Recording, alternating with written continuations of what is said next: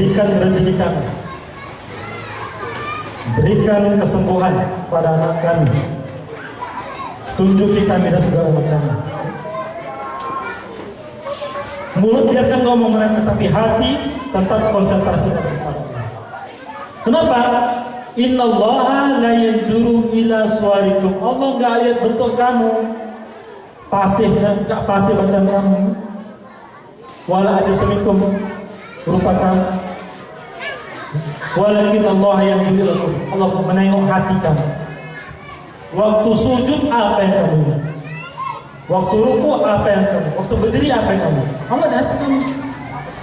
Nggak lihat ucapan kamu. Ingat nggak sama Allah? Hati kita ditengok Allah. Maka karena Allah melihat hati, maka kita pun wajib melihat pada hati. Maka kita gunakan hati kita tadi untuk ingat Allah. Jadi pada tingkat tarekat ini, kalau guru sudah mengajarkan tadi, maka dapat kita gunakan qalbu tadi untuk ingat. Disitulah kita baru belajar praktek bertauhid. Baru kita bisa gunakan tadi untuk sholat, bisa khusyuk, karena guru sudah mengajarkan. Kalau masih sifat 20 belum bisa. Kemudian ya, kalau kita lazim-lazimkan mengingat Allah karena sudah diajarkan, maka hati kita akan bersih. Itulah tingkat tarekat itu batas sampai pada bersih. Kemudian selanjutnya tingkat ketiga, tingkat hakikat. Kalau tadi tingkat tarekat tadi pelajarannya bagaimana cara mengenal Allah yang gaib tadi, batas sampai kepada bersih hati. Tingkat hakikat ini melatih atau belajar bagaimana cara menyertakan diri kepada Allah. Tadi baru ingatannya yang digunakan untuk ingat Allah, ini dirinya. Mana diri? Wazkur rabbaka, Allah berfirman, ingat Tuhanmu fi nafsika, dalam diri kamu. Bukan dibilang wazkur rabbaka fi qalbika atau fi zahdika, dalam otak kamu, enggak. Nafsi, seluruh tubuh. Ini diri. Tangan diri, kaki diri. Ya seluruh dari ujung rambut sampai ujung kaki itu diri. Nah, bagaimana caranya kita berzikir itu dari ujung rambut sampai ujung kaki kita? Itu dipelajari dalam tingkat hakikat.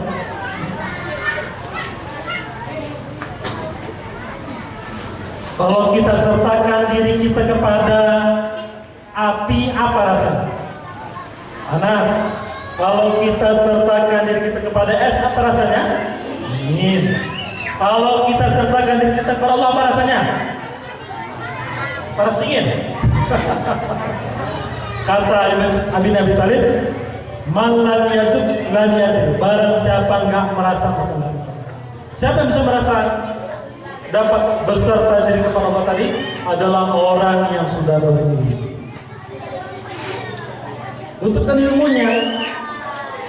Nah, kalau dalam tarekat itu ada namanya suluk, ya. 10 hari, 20 hari, 30 hari. Kalau 10 hari sedikit. Nabi 40 hari. 40 hari dia bersuluk. Dalam rangka apa? Untuk itulah latihan menyatakan diri kepada Allah. Bukan gampang, bukan tiba-tiba Nabi itu langsung bisa musahan kepada Allah. Prosesnya itu kita lihat dulu dari umur berapa. Dari umur 15 sampai umur 40 Nabi senantiasa berhalwat di dunia. Kurang lebih sekitar 25 tahun. Senang rutin. Sudah dapat wahyu, dapat SK sebagai Rasul, baru berhenti melaksanakan halwat. Karena halwat tadi tujuannya adalah untuk dia mensucikan hati. Juga para nabi seperti Nabi Musa, di Bukit Tursi.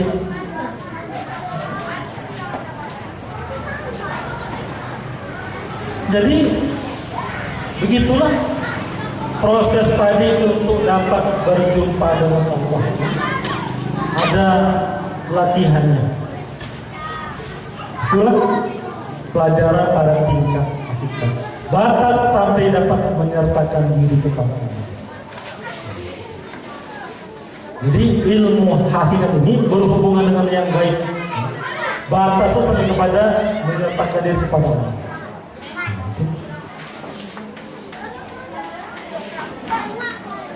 Selanjutnya tingkat makrifat. Jadi kalau tingkat hakikat tadi puncak pencapaiannya dapat menyertakan diri kepada Allah. Kalau kita meminta bantuan Presiden, Pak Jokowi bantu dulu kami di kampung ini bangun masjid kami, nggak dengar dia. Tapi kalau Bapak pergi ke istana Presiden sana, Bapak sertakan diri sama Pak Jokowi, didengar dia. Pinomat dibantunya berapa puluh juta. Ini sudah langsung kita berhadap dengan dia begitu kan? Nah begitu juga dengan Allah tadi. Tingkat ma'rifat itu ilmu yang mempelajari bagaimana cara menyaksikan. Batas sampai tidak ada hijab antara itu. Jadi musahadah dapat menyaksikan. Pada tingkat ma'rifat ini sudah terbuka hijab antara hamba dengan Allah,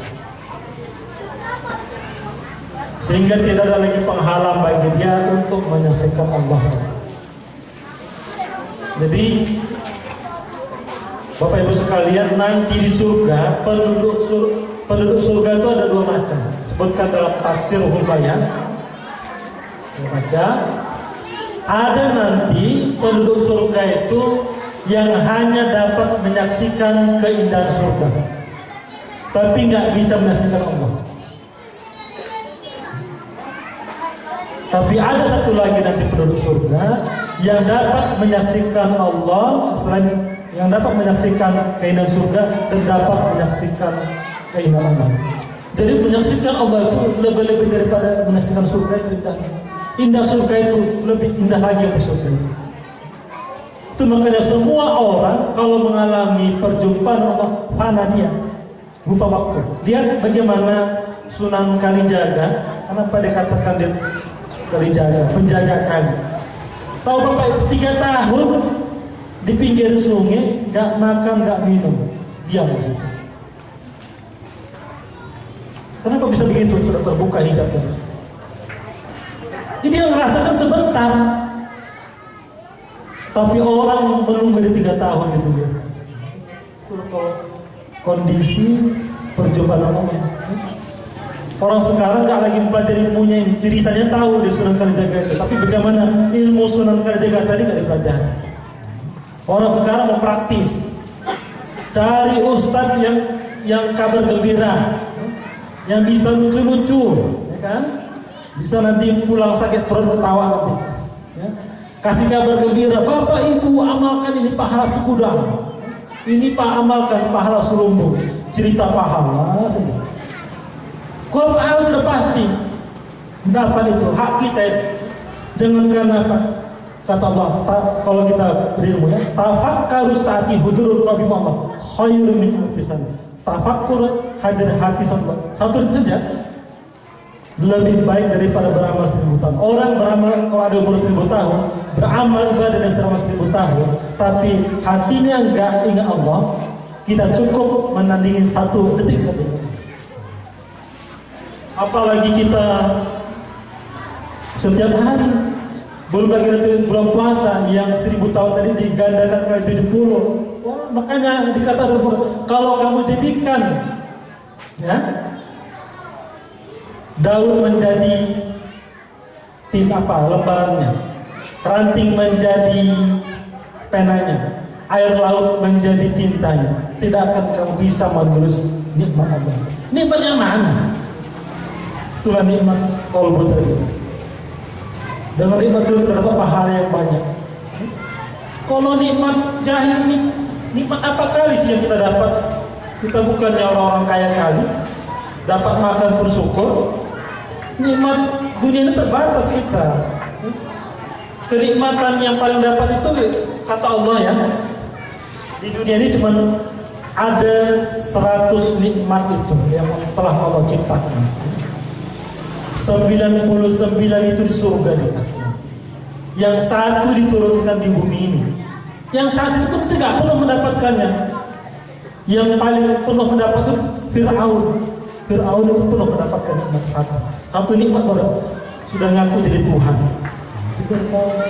500 tahun umurnya, gak pernah sakit, sehat selalu, kaya dia, gak ada kurangnya, penguasa raja dia, semua bisa dibuat dia. Itu baru dapat satu nikmat itu. Kita apa kali nikmat kita? Kalau kita bandingkan dengan Fir'aun, 99 lagi nanti disuruh. Kalau dapat syaratnya tadi, bereskan tauhid. Ini tadi saya sampaikan ya, ada 4 tingkatan tauhid manusia itu ya, berdasarkan ilmunya. Kira kita introspeksi diri, Bapak Ibu sekalian, kira-kira kita tanya diri kita sendiri, di posisi mana kita sekarang? Apakah di tingkat syariat atau sudah di tingkat tarekat? Sudah di tingkat tarekat jangan berpuas diri, naik ke tingkat hakikat, yang sudah tingkat-tingkat naik kelas lagi kalau bisa ke tingkat begitu. Selagi ada kesehatan umur ya, yang diberikan kepada kita gunakan umur dan rezeki yang ada itu untuk memperhatikan diri, untuk meningkatkan ilmu iman amal kepada Allah Subhanahu wa taala. Karena di sini ada amal kita. Kalau sudah mati nanti nggak ada.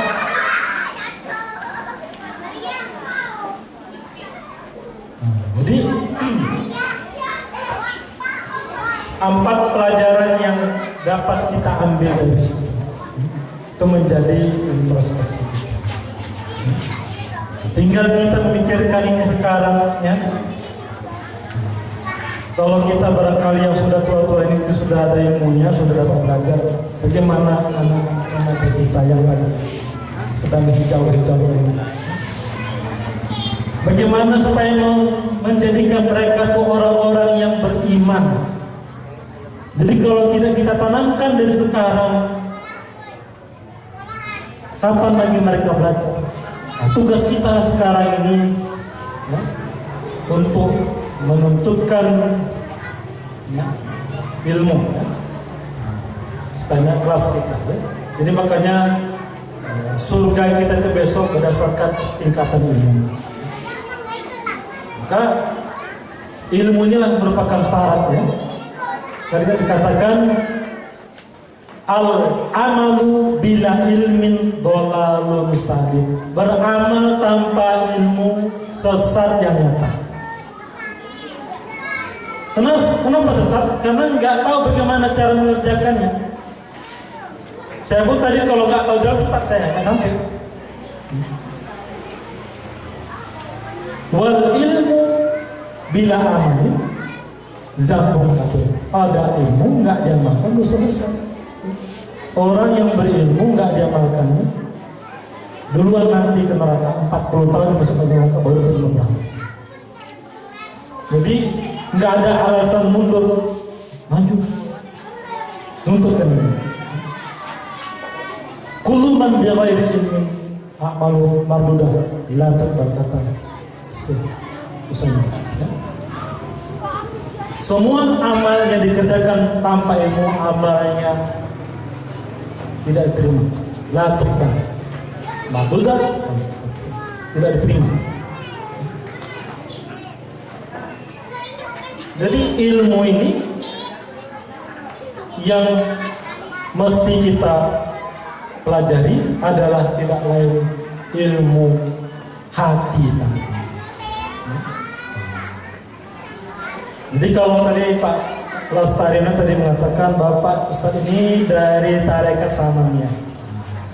Jadi Tarekat yang saya tempuh tadi adalah dari tarekat. Ibaratnya itu nama jenis kendaraan. Kalau kendaraan ada Repo, ada Yamaha, segala macam kira-kira gitu. Itulah yang saya tunggangi untuk dapat sampai kira-kira gitu. Jadi itu intinya kita harus mempelajari ilmu hati.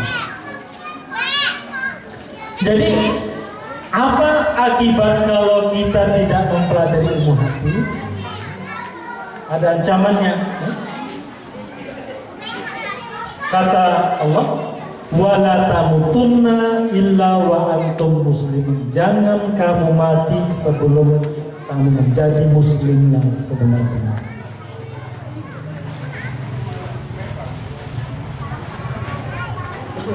Syarat untuk jadi muslim ada 4. Pertama ilmu, yang kedua iman, yang ketiga amal, yang keempat takwa.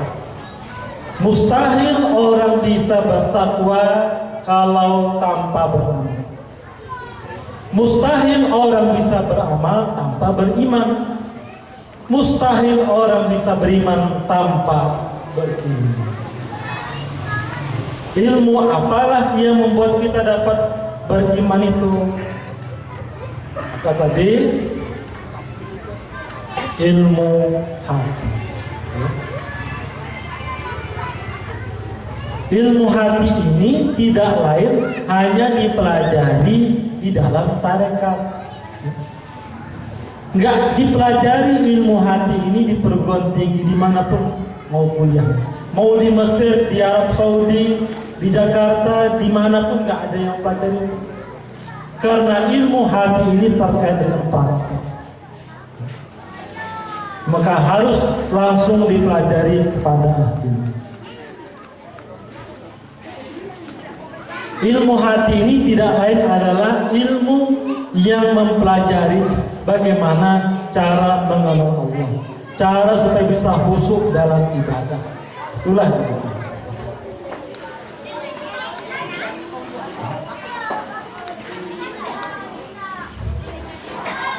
Jadi kalau kita tidak mempelajari ilmu hati, ya, apa akibatnya?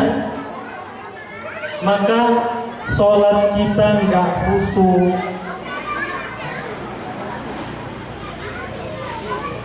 Maka dikatakan qad aflahal mu'minun, beruntung orang mukmin itu alladzina hum sholatihim khashi'un, mereka tuh khusyuk dalam sholat.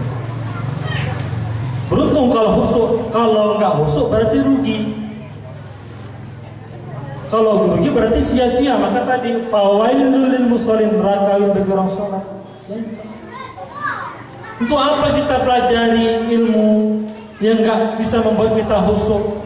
Ya, belajar kitab setiap hari, ya, habis kitabnya sampai hatam, tapi ilmu yang kita pelajari tadi tidak membuat kita menjadi khusyuk dalam ibadah. Nggak ada gunanya. Habis umur kita, habis waktu kita. Jadi yang esensi tadi, intinya ilmu yang harus dipelajari tadi, ilmu yang dapat membuat kita khusyuk dalam sholat. Itu ya intinya. Kalau si guru bisa mengajarkan itu, maka selamat. Bisa kita gunakan.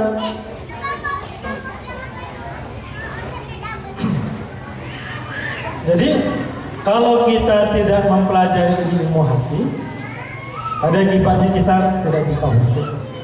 Kalau nggak bisa khusyuk, maka semua amal ibadah yang kita kerjakan akan sia-sia.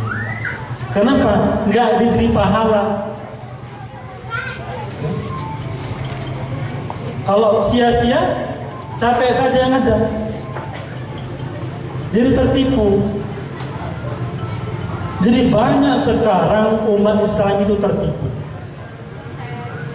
Dikira dia amal ibadahnya sudah benar, sholatnya sudah diterima, sholatnya sudah khusyuk, padahal belum. Kenapa?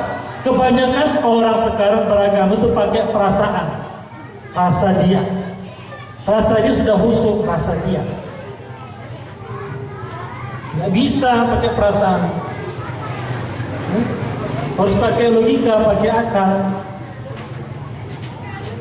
Tiga contoh saya buat. Bapak nggak pernah tahu permata. Kata orang, permata itu putih dan bening. Pas bapak mencangkul di kebun, ketemu putih bening, rupanya kaca. Disangka disangka permata, disimpanlah itu, taruh dalam bumi. Bapak baru berharap mau dijadikan bekal nanti untuk anak cucu. Setelah dia tua renta, pergi dia ke toko permata, mau menjual permata tadi. Sampai ke toko permata, dia bilang, ini Pak, sampah ini kaca, ini bukan permata. Permata itu begini, baru dia tahu. Nah, begitulah kalau orang sudah tertipu, ya. Nanti di kuburan baru tahu ditolak amal ibadah semua. Baru nyesal, nggak ada gunanya lagi. Jadi maka dari sekarang, jadi kalau kita mau tahu sudah benar nggak tauhid kita, tanya kepada ahlinya. Tanyakan, Pak, saya begini cara saya ingin Allah, bagaimana kira-kira Ustaz? Sudah benar belum ya? Iya, ahlinya masih ngasih tahu. Oh, ini salahnya begini, benarnya harusnya begini. Jadi kalau tidak pernah kita konsultasikan paham kita tadi, dari mana kita dapat masukan? Pakai perasaan kita, rasa kita, udah benar kita nih, udah nampak ke dalam bank surga itu. Padahal sesat. Jangan tertipu. Jadi makanya kata Imam Ghazali, kita itu jangan jangan terlalu yakin dengan apa yang kita dapatkan, dengan ilmu yang kita miliki. Walaupun kita sudah berilmu, tetap kita terus tambah ilmu. Jadi makanya yang sulit dapat hijab itu orang berilmu. Kenapa? Ilmunya yang sedikit itu menghijab dia dari kebenaran. Nggak mau lagi dia belajar. Rasa dia sudah berilmu, dia sudah benar amal ibadah dia. Nggak perlu lagi dia belajar lagi. Sehingga apa? Nggak ditambah Allah ilmu. Jadi kalau kita ada kekhawatiran dalam diri kita ini, ada was-was, benar nggak? Sudah benar nggak cara khusyuk sholat saya ini? Sudah benar nggak bertauhid saya ini? Kita tanyakan kepada ahlinya. Sudah kita melakukan segala cara, ya? Allah kan melihat itu. Ya? Kalau ingin hambaku itu mengenal aku Allah, maka aku lebih ingin jadi aku jadi kenal. Kata Imam Sekandari, kamu tidak akan kekurangan guru untuk dapat mengenal. Memang sulit ya mencari orang yang ahli di bidang tadi. Diangkat 5 jari dari 1 susah. Tapi kalau kita ada niat, ada usaha, ya, Allah akan tunjukkan. Mau di mana pun orangnya bisa didatangkan Allah. Seperti hari ini saya tak disangka-sangka tiba-tiba dapat telepon dari Pak Haji Lastarino untuk. Padahal dia dapat HP saya dari internet, tidak pernah kenal sebelumnya. Begitulah Allah memperkenankan kita sehingga dapat berjumpa pada hari ini. Begitulah kalau Tuhan sudah mengatur. Yang penting usaha kita, Allah melihat di situ. Ya. Kalau kita itu membuka diri, ada keinginan untuk memperbaiki makrifat kita kepada Allah, maka Allah akan tunjuk ke kita. Diperjumpakan kita dengan orang yang bijak, yang layak untuk kita belajar kepadanya. Sehingga nggak sempat kita. Juga tadi saya katakan, sebelum kita belajar kepada guru tauhid tadi, seleksi dulu guru. Buat segala pertanyaan yang sulit, tapi jangan tanya masalah di luar tauhid ya. Jangan pula masalah bengkel ditanya. masalah tauhid cerita. Kalau bingung dia, jangan berarti semua orang bingung.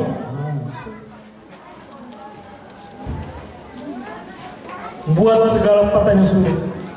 Guru yang bijak itu apapun kamu tanya sama dia akan tahu menjawab. Bukan ngarang jawabannya pakai dalil, pakai ayat, pakai hadis, logikanya lurus. Sehingga Bapak Ibu sekalian tidak ada celah lagi untuk Bapak Ibu sekalian mengkritik ajaran disampaikan. Kalau masih ada celah untuk dikritik ajaran, berarti masih belum benar. Atau kan benar itu begitu, dibawa kemanapun yang benar itu tetap masih benarnya. Begitu kita harus kritis. Jangan ada yang ngaku-ngaku ini pengajar tauhid apa segala macam kita ikut. Pokoknya sami'na wa ta'na. Kami dengar kayak patuhi. Paham Bu? Paham. Ngerti Pak? Iya. Paham apa yang sampaikan? Nanti nggak bilang mengerti nanti malu. Nggak boleh begitu belajar agama. Saya di kampus, saya bilang ke mahasiswa, kalau belajar tauhid itu wajib kritis, pakai otaknya. Jangan pasrah saja, diam-diam saja, duduk dengar, catat. Gitu. Wajib banyak bertanya, saya bilang. Jadi kita harus kritis dalam bertauhid ini. Jangan kita pasrah saja, disampaikan begini kata Ustaz, ya. Mana dalilnya Ustaz? Kita tanya sama dia. Kenapa buat begitu? Apa sebabnya? Jadi kalau dia logis itu nggak bisa bertentangan. Contoh, dalam tauhid itu kita buka dulu masalah sahabat. Kita kan selalu mengucap syahadat ya, dalam sholat dia, asyhadu an la ilaha illallah. Kalimat asyhadu an la ilaha illallah. Asyhadu itu fi'il mudhari. Pekerjaan yang sedang dilakukan. Domirnya anak saya. Artinya saya sedang menyaksikan Allah. Tidak Tuhan selain Allah. Pertanyaannya, waktu kita mengucap itu, apa yang kita saksikan? Saya bersaksi ini sebuah botol aqua. Jelas bendanya nampak. Botolnya. Ucapan saya mengatakan ini botol aqua, perbuatan saya menunjukkan. Jadi sesuai ucapan saya, perbuatan saya. Kalau saya rendokkan, saya bersaksi ini botol aqua. Mana botolnya? Sesuai nggak ucapan saya, perbuatan saya? Enggak. Berarti saya apa? Pembohong.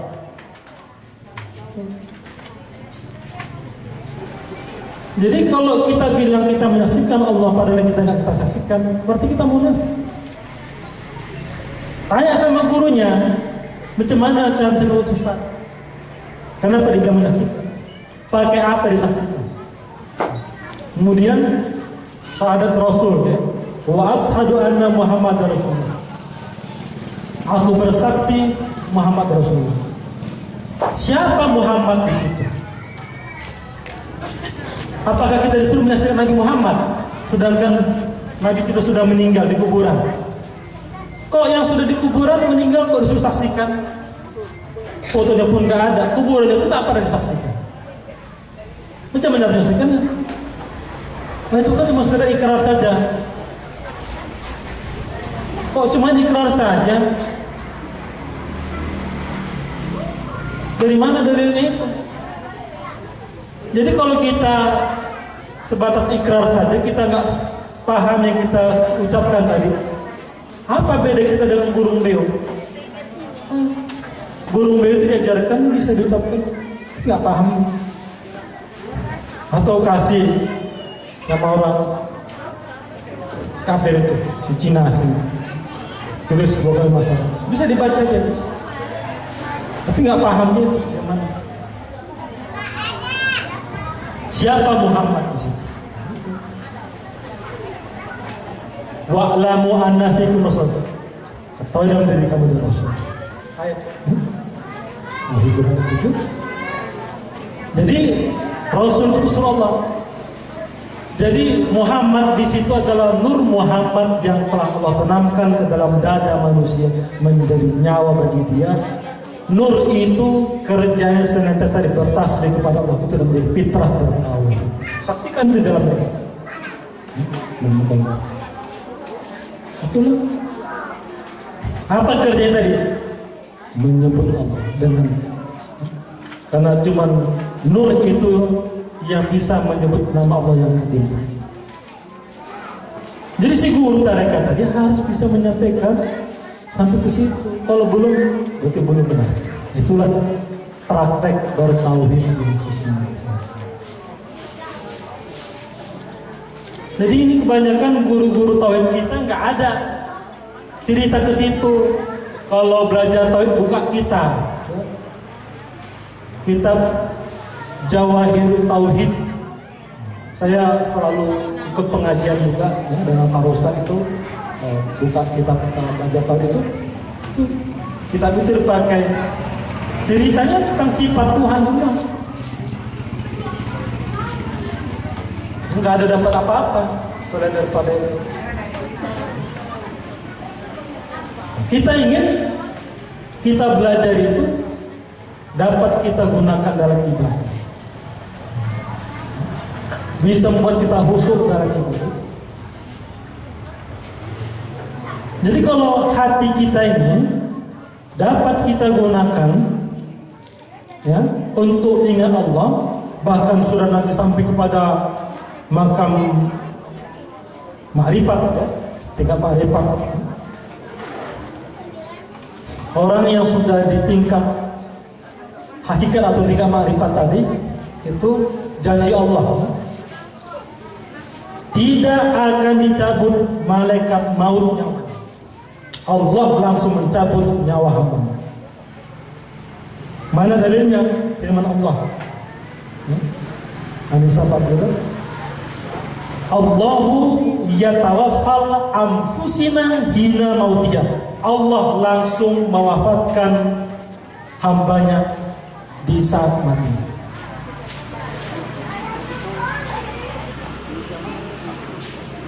Allahu yatawaffal anfusina hina mautiha. Tetapi kalau orang yang belum bisa menggunakan qalbunya untuk ingat Allah, lihat Al-Quran ya.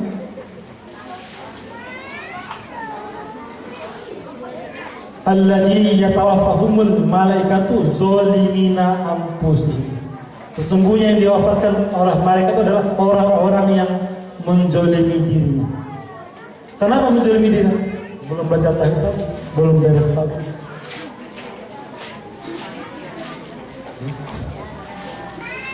Jadi kalau orang sudah di tingkat makrifat, ya, tingkat hakikat minimal, ya, atau sudah ada tingkat tarekat, sudah bisa ingat Allah. Sewaktu kita nanti mau mati, kan bilang apa?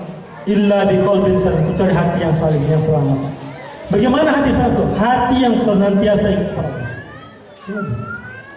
Gak laku ilmu syariat nanti mau mati. Dulu dia jago baca Quran,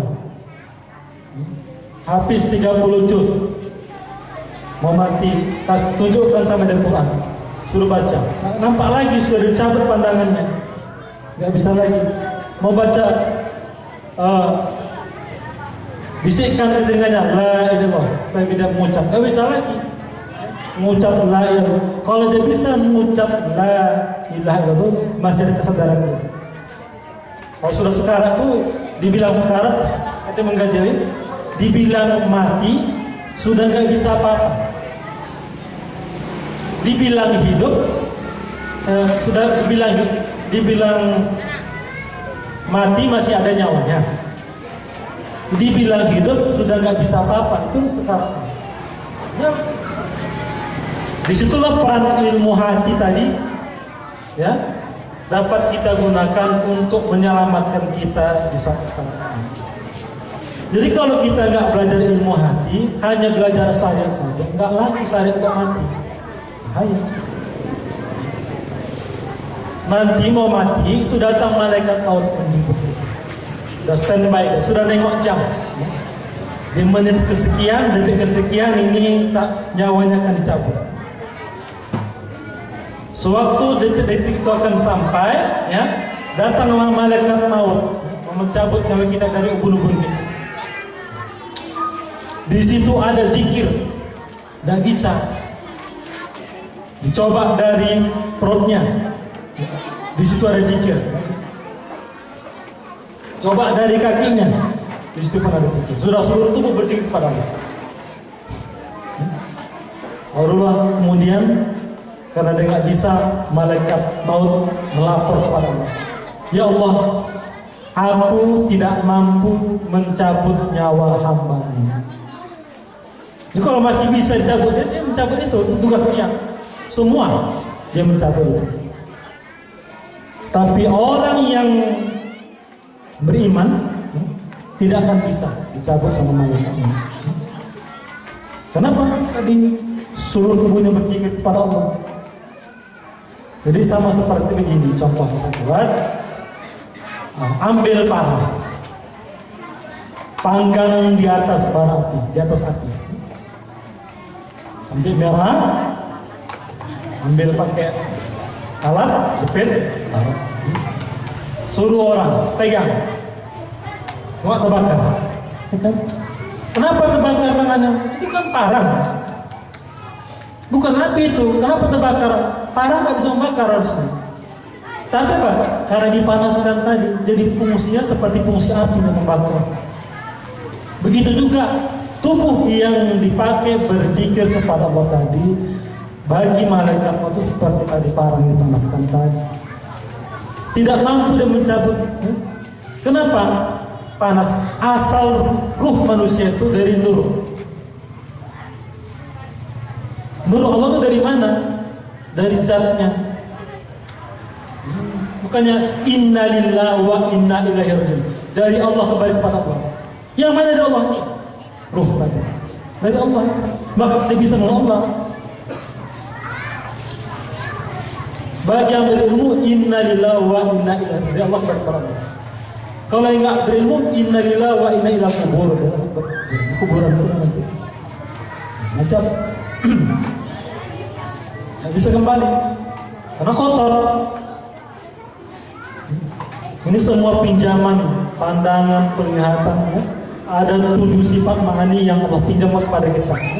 Pertama hayat, yang kedua ilmu, yang ketiga sama, yang keempat basar, yang kelima kalam, yang keenam kudrat, yang keenam iradah, yang ketujuh iradah.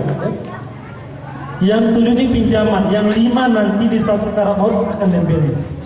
Tinggal 2, hayat dan ilmu. Kalau di ilmu apa? Ilmu hati tadi lah.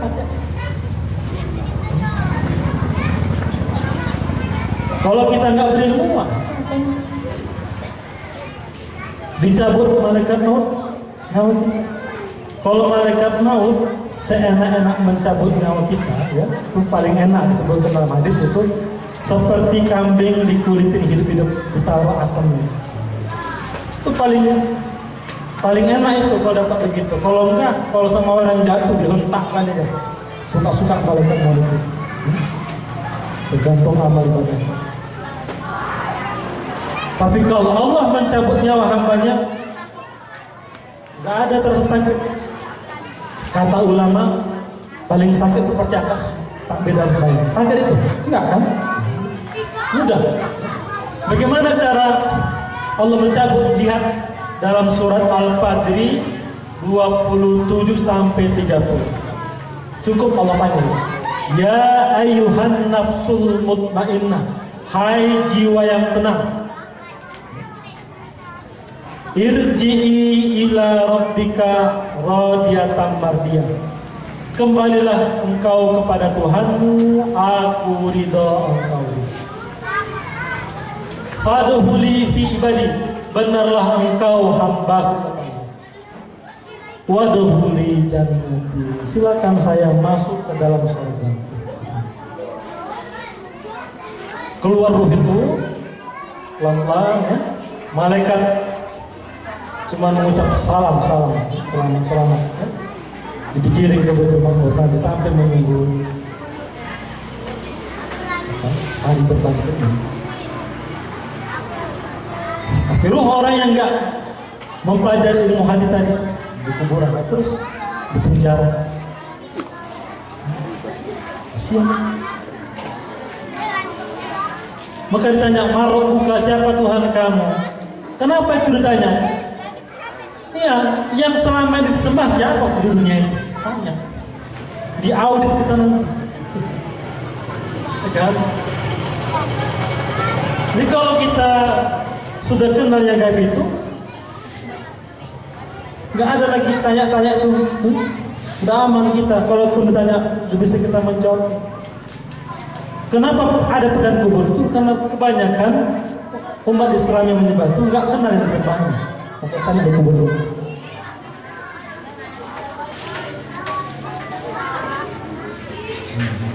Kalau belum beres tauhid, makanya jangan wala tamutunna illa jangan masuk rumah. Jadi inilah pentingnya kita mempelajari seperti tadi bilang penting sekali. Harus tanpa ini ilmu kita besok tak dapat kembali. Itulah yang dikatakan innalillahi wa inna ilaihi raji'un. Jadi kenapa dulu yang mengenal Allah itu, yang menyaksikan itu ruh kita kan? Dalam surat Al-An'am sendiri disebutkan, alastu birabbikum, dulu kita di dalam ruh. Allah berkata, benar aku ini Tuhan kamu, kata Allah. Semua ruh kita, ruh manusia ini menjawab, qalu bala sahidna, benar ya Allah, engkau Tuhan yang kami saksikan. Ruh kita semua dulu bisa menyaksikan Allah. Kenapa bisa menyaksikan Allah? Tidak ada jasad. Kenapa sekarang kita gak bisa menyaksikan Allah? Karena terhijab dengan tubuh kita. Makanya kita perlu mempelajari ilmu hati supaya kita dapat membersihkan ruh kita tadi, si nur tadi, kita gunakan untuk menyaksikan Allah. Karena dia yang besok akan kembali. Maka dikatakan man arafa nafsahu faqad arafa rabbah. Barang siapa dia mengenal dirinya, maka dia akan kenal Tuhan. Diri mana itu? Diri yang batin tadi. Karena diri yang batin itulah dulu yang menyaksikan Allah. Harus di situ. Nah, jadi kalau kita dapat menggunakan diri yang batin tadi untuk dapat menyaksikan Allah,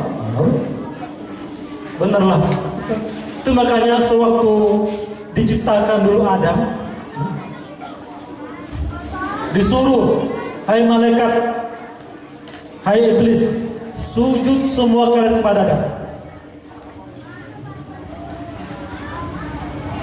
Kenapa enggak kepada Allah? Harusnya kepada Allah kan? Tanya, hai malaikat, siapa yang ciptakan kamu? Engkau ya Allah. Hai iblis, siapa yang menciptakan kamu? Engkau ya Allah. Hai Adam, siapa yang menciptakan kamu? Engkau. Sudah. Sujud semua kalian sama aku. Harusnya begitu. Iya. Kalau ada perintah sujud kepada Allah, berarti Allah yang di depan. Nggak ada perintah sujud. Jadi kisah dalam Quran itu menjadi iktibar, menjadi pelajaran kepada kita. Kalau kita mau mengenal Allah itu, tengok di dalam diri. Maka kenali diri. Diri yang mana? Diri yang batin. Jadi ada apa di dalam diri tadi? Di dalam tadi ada kolbu. Seperti saya kata tadi, ada di dalam kolbu itu ada nur, ada cahaya. Cahaya itu ya berasal daripada matahari. Jadi matahari itu cahaya. Jadi Bapak Ibu sekalian, kalau Bapak-bapak berada di tengah malam yang gelap gulita, jam 12 malam, mau keluar, lewat seekor ular, nampak nggak? Gelap. Ambil senter, bercahaya, lampu, senter, lewat ular, nampak nggak? Yang menampakkan mata atau cahaya. Jadi kenapa sama kita Allah itu gaib? Karena hati kita nggak bercahaya. Kenapa nggak bercahaya? Karena kotor. Tadi wujud ria dan segala macam banyak mereka kan. Fi qulubihim marad, dalam hati mereka ada penyakit. Al-Baqarah 10. Kalau nggak dibersihkan, fajadahumullahu marad, maka akan menambah penyakit dalam hati manusia. Bagaimana cara bersihkannya? Ajari ilmu hati agar kita dapat membersihkan hati kita. Makanya tadi saya tekankan perlunya kita mempelajari praktek barangkali yang dinamakan dengan baik.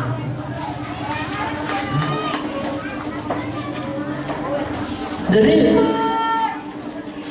malaikat itu sujud kepada Adam bukan kepada tubuh Adam, ya.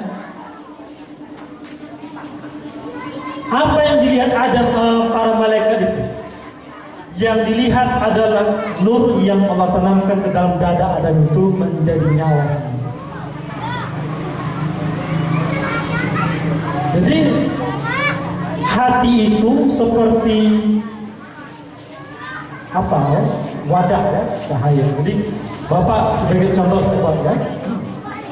Kalau Bapak Ibu, nah ini sekarang jam 12 ini mau melihat matahari, anggaplah lagi cerah ya. Bisa nggak langsung lihat matahari? Nggak bisa Pak ya, ya. Kalau kita paksakan nanti rusak retina mata kita. Ya. Tapi ada caranya. Bagaimana? Ambil baskom. Kalau air yang bersih, tengok di situ. Maka Bapak Ibu sekalian akan melihat ada gambar matahari yang di atas itu. Apakah itu matahari? Bukan. Itu hanya gambar, pantulan. Matahari yang sesungguhnya di sana.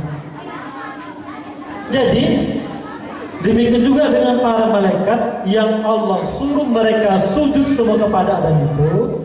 Para malaikat itu menyaksikan qalbu Adam itu ada nur yang Allah tanamkan di situ, yang mana nur itu memancarkan cahaya atau wujud Allah. Jadi sujudnya para malaikat kepada Adam itu sama dengan sujud mereka kepada Allah. Allah tuh maha, nggak akan mungkin dia mau menyuruh hambanya syirik ya, menyuruh menyembah selain kepada sujud kepada selain kepada dia. Nggak mungkin, nggak logis itu. Jadi inilah supaya pelajaran kepada manusia, supaya berpikir dia besok mau cari Tuhan, jangan cari Tuhan di Ka'bah. Gak ada Allah di Ka'bah. Gak ada Tuhan di masjid. Jangan cari di atas, di bawah. Lihat dalam diri kamu. Kita di dalam Mi'raj, di mana aras itu perjumpaan Allah dengan Rasulullah. Aras itu bukan di langit, bukan di mana-mana. Tengok, maka dikatakan qalbu mu'minun baitullah. Hati orang mukmin itu adalah rumahnya.